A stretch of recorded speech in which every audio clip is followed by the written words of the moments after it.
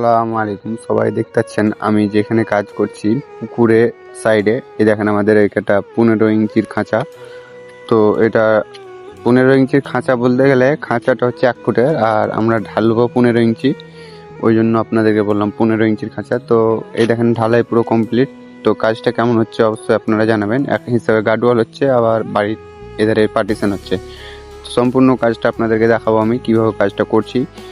তো এটা নিচে টাইপিং সাবের ফার্স্টে পুকুর থেকে কিছুটা নিচু আছে, আর যে পিলারগুলো উঠেছে ওগুলো নিচে, এগুলো উপরকার পিলার দেখতেছেন অবশ্যই।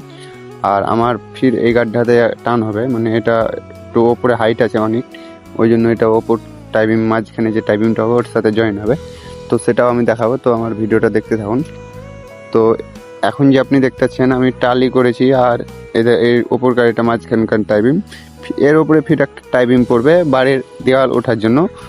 তো কাজটা কেমন হচ্ছে অবশ্যই আপনারা জানাবেন, আর গার্ডওয়ালটা মজবুত হচ্ছে কতটা এটা আপনারা কমেন্টে জানাবেন।